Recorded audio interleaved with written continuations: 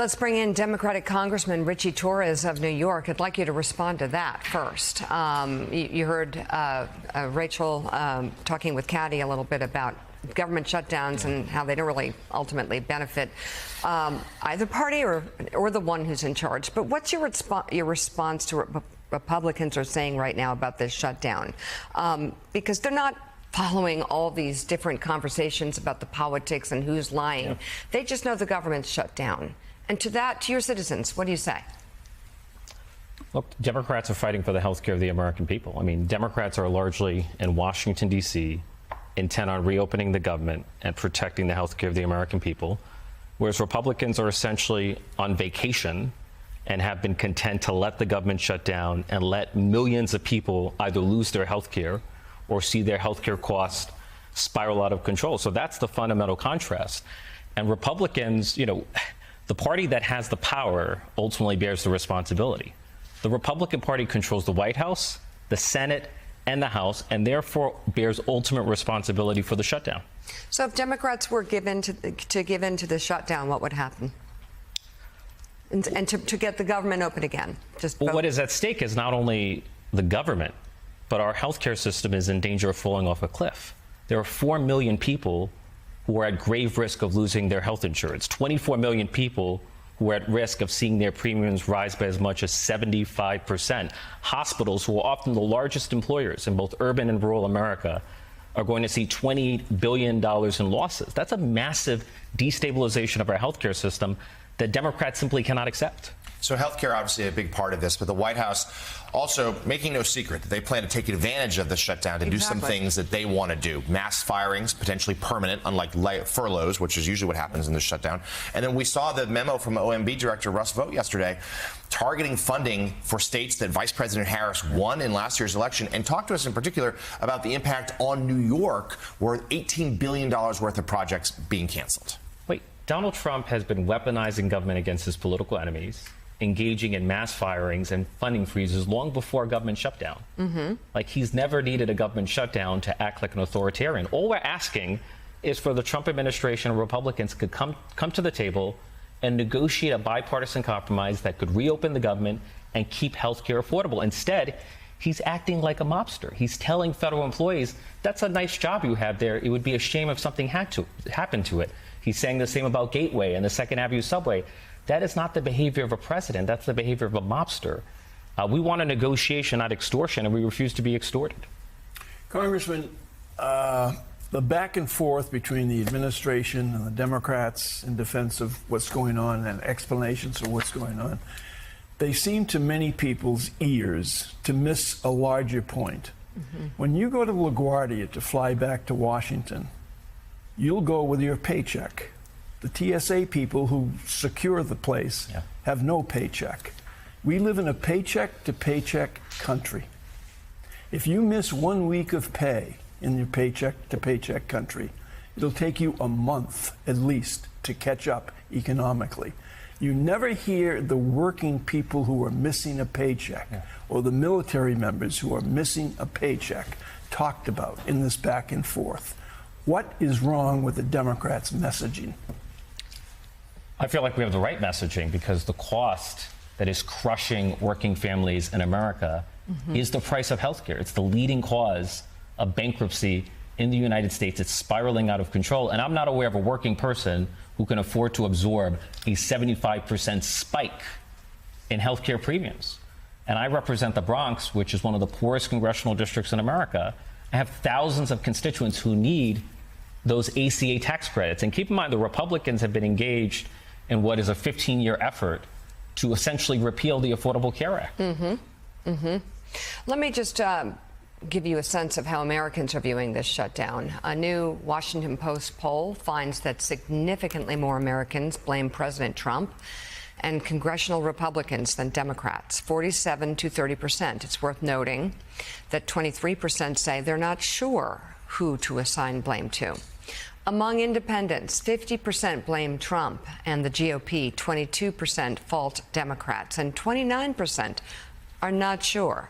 The poll also finds 2/3 very or somewhat concerned about the shutdown, while 34% are not to or not at all concern. John Hellman, I just want to get your read on those numbers.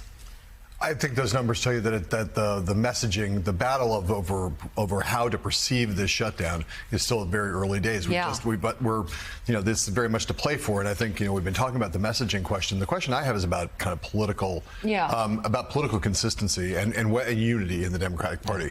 As you know, the last time this came around, there was a question about a shutdown. There was a lot of division among Democrats. Ended up a lot of anger among those directed at Chuck Schumer for having kept the government open. This time, the Democrats stayed together and hung together, and although a few Senate Democrats, John Fetterman and others, 3 of them, peeled off and voted with Republicans. How long do you think the unity that's necessary underneath the messaging to stay together, how long do you think that unity will hold? Well, look, I know with certainty that House Democrats are united. I hope the same for Senate Democrats. But if we're not willing to fight for the health care of the American people, if we're not willing to fight for the Affordable Care Act and Medicaid, then what are we here for? Right. Like, we have a simple choice as Democrats. We can either stand by passively and do nothing, or we can fight for the health care of the American people. And our voters, our constituents, expect us to fight for a more affordable cost of living. Okay, so you say as Democrats you refuse to be exhorted. I can respect that. But Democrats also need to win in the next elections. And I'm curious, what's the political gain that Democrats get out of this situation as it stands right now? You're dealing with a party that wants to fire and cut. We have a healthcare system that is in danger of falling off a cliff, right? 24 million people could see a premium spike. We have no choice but to leverage every opportunity that we have to prevent a destabilization of our healthcare system. And if we're able to do so, that's a win for the American people. So, Congressman, while we have you, we want to talk to you about other topics. You have long been a staunch supporter of Israel, particularly since what happened on October 7th, 2023. But we've had some polling we've just been discussing this week that shows that American support for Israel has dramatically declined in recent months. You can see the numbers here. Only 19% now strongly support Israel, while 35% strongly oppose. It cuts across party lines. I want to get your sense as to why you think this is happening and what risk is Israel doing for itself in the views of the world, but now here in the United States as well, in light of its conduct in Gaza. Well, the simple explanation is the war. And there should be a consensus that we secure the release of the hostages, end the war, which has persisted for far too long, and focus on building broader Israeli-Arab peace in the Middle East. I'm cautiously optimistic that the future of the Middle East belongs to the Abraham Accords, belongs to Israeli-Arab peace.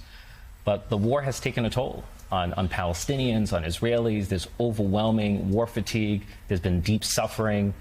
And it's, wars in the Middle East have a long history of becoming quagmires that have no end in sight. We wanted also more of a local matter. In the Bronx yesterday, there was a building collapse. Terrible footage and tragedy. Talk to us about what that means, not just this incident, you can see pictures here, but just about this nation's, and particularly its city's, decaying infrastructure, and frankly, the impact of withholding funding, state, in this case federal, what that could mean. Well, keep in mind, it was Mitchell Houses in the Bronx, which is a public housing development. It's federal housing. And Mitchell Houses is home to over 3,000 families. That particular building, more than 300 families. It is nothing short of a miracle that there were no fatalities or injuries. Like, a partial collapse easily could have been a mass casualty event. And there's been federal defunding, and we are seeing the consequences. The collapse of a building in Mitchell Houses is not an accident. It's a consequence of federal disinvestment from public housing.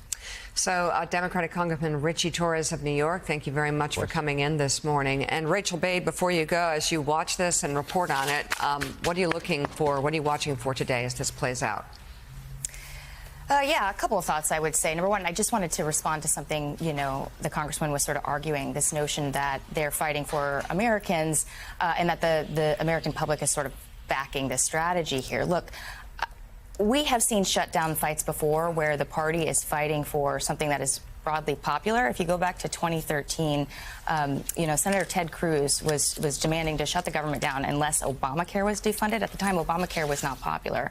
And still, as the shutdown sort of drags on, it ends up blowing back on the party that wants it. And then you saw something similar happen a few years ago when Democrats sort of drew a red line in the sand over protections for Dreamers. This is an 80-20 issue, not wanting to see Dreamers deported or have their sort of status jeopardized in some way. That became a big issue after a court ruling back then.